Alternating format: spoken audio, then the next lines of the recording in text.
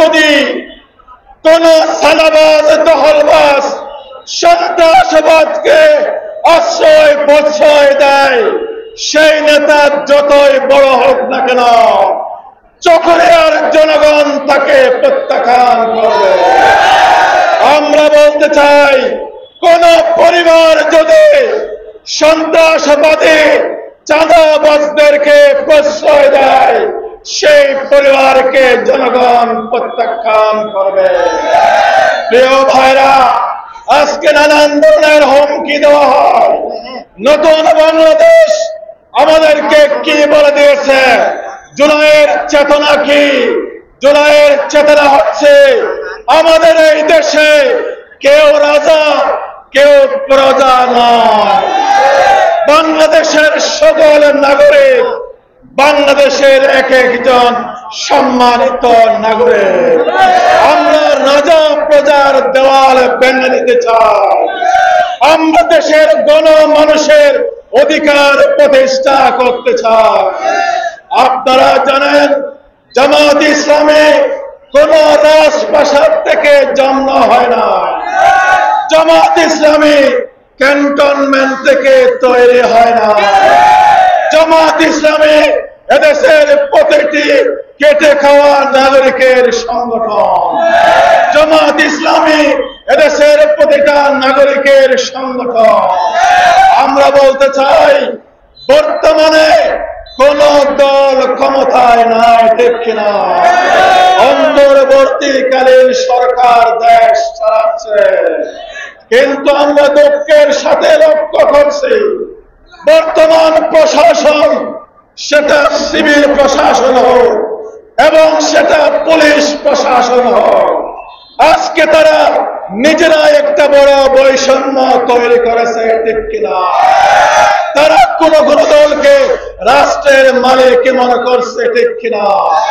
আজকের এই বিশাল গণবৈষম্যোত্তর সমাবেশ থেকে আমরা প্রশাসনকে, পুলিশ প্রশাসনকে হুঁশিয়ার করে দিতে চাই। মনে রাখবেন, কোন দল এখন ক্ষমতায় নাই।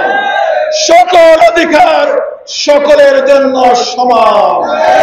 এই চকরিয়ার গরিব দুঃখে মানুষের বিরুদ্ধে যদি আপনারা অবস্থান নেন, আপনারা যদি এক শ্রেণীর মানুষের পক্ষ হয়ে এই চকরিয়ার গণমানুষের উপর জুলুম চালান, বৈষম্য করেন, আমরা বলতে চাই মানুষ আগের মতো না।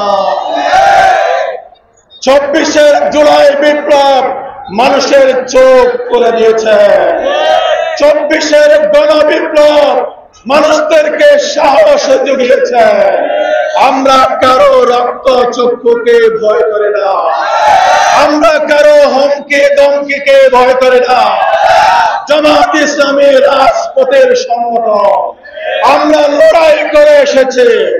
হাজার হাজার শহীদের রক্তের বিনিময়ে বাংলাদেশ জামাত ইসলামী এখানে মজবুত দুর্গ গড়ে তুলেছে।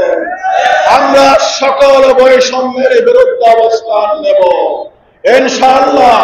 আপনারা জানেন, জুলাই বিপ্লব হয়েছিল তরুণদের নেতৃত্বে, ঠিক কিনা? তরুণরা জেগে উঠলে স্বৈরাচার যত বড় হোক পালাতে বাধ্য হয়, ঠিক কিনা? তাই আমরা জুলাই বিপ্লবের চেতনায় সে তরুণদের মধ্য থেকে আমরা তরুণ নেতৃত্ব, সাহসী নেতৃত্ব আব্দুল্লাহ ফারুককে চকরিয়া পেকো আসনের জন্য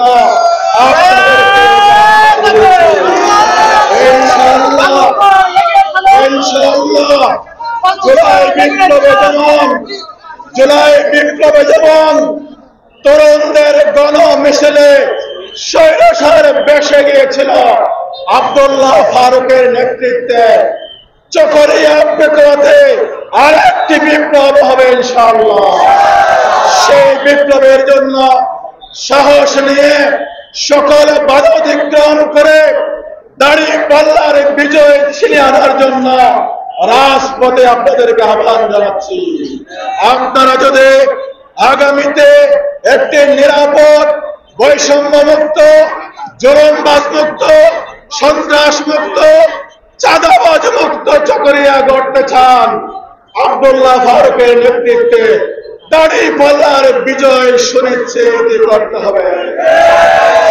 আজকে আমরা জামাত ইসলামী জুলাই বিপ্লবের স্মরণে যে গণমিছিলের আয়োজন করা হয়েছে, সেই গণমিছিল থেকে একটা মেসেজ আপনাদেরকে দিতে চাই।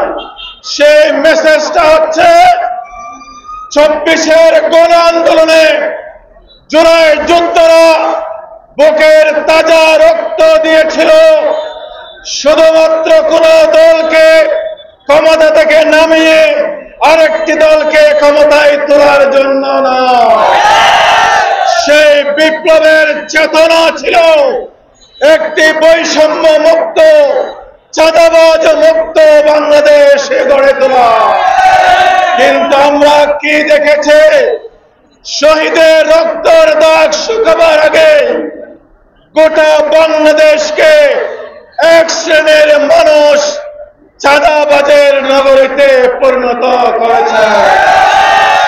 আমরা কোন দলকে চাঁদাবাজের দায় দিতে চাই না, কিন্তু একথা বলতে চাই, কোন দল যদি চাঁদাবাজদেরকে প্রশ্রয় দেয়, সেই দলকে জনগণ প্রত্যাখ্যান করবে।